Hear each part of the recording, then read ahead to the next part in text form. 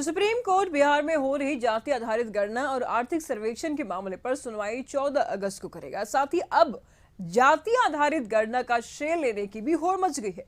BJP नेता इसे NDA सरकार का फैसला बता रहे हैं, तो वहीं महागठबंधन के नेता नीतीश कुमार को इसका श्रेय दे रहे हैं।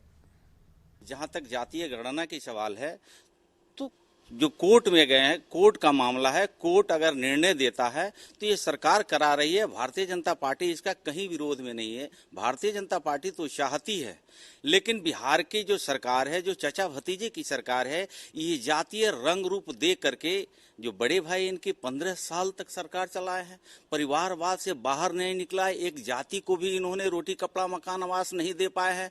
परिवार से बाहर कोई निकलने का काम ही नहीं करता है। अब उनके छोटे भाई जो पलटू कुमार के नाम से जाने जाते हैं, जो चचा भतीजा की गलवहियां चल रही है इस सरकार में, जो जातीय रंग दे करके, उन्माद फैला करके, वर्ग संघर्ष कर करके, नरसंहार करा करके, ये कहीं न कहीं सत्ता में बने रहने के ये लोभ है। सरकार ने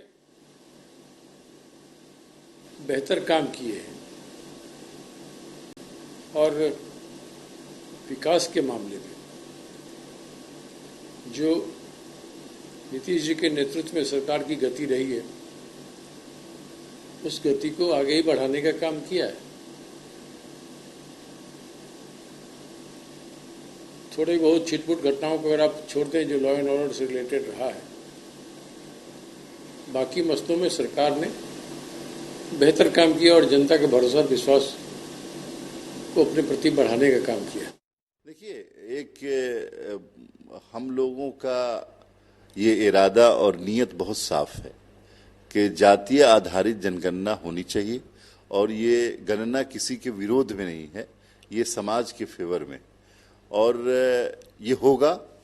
और नीतीश कुमार का बहुत ही साफ साफ ये इंटेंशन है कि हम गणना करें, लेकिन भारतीय जनता पार्टी तरह तरह के रोड़े अटका रही है। हाई कोर्ट से स्टे लगाया गया, सुप्रीम कोर्ट में फिर ये चली गई है। मुझे समझ में नहीं आता, और बिहार के लोग ये समझने से यानी समझ नहीं पा रहे हैं कि भारतीय जनता पार्टी के कितने फेसेस हैं, किस तरह के चेहरे हैं, कभी इसके साथ कभी उसके साथ। मैं तो बल्कि ये मानता हूं कि बिहार में जाति गणना जो काम शुरू माननीय मुख्यमंत्री नीतीश कुमार जी और माननीय उप मुख्यमंत्री तेजस्वी जी ने जो कराई, यह एक अद्भुत कार्य था। इसलिए अद्भुत मैं कह रहा हूं कि 1931 के बाद जातीय जनगणना लगभग 91 साल हो गए, जाति गणना नहीं हुई। और यह भी जानते हैं कि आरक्षण का आधार जाति है, तो आखिर जब गणना आप नहीं कराते हैं तो आरक्षण कैसे दे रहे हैं?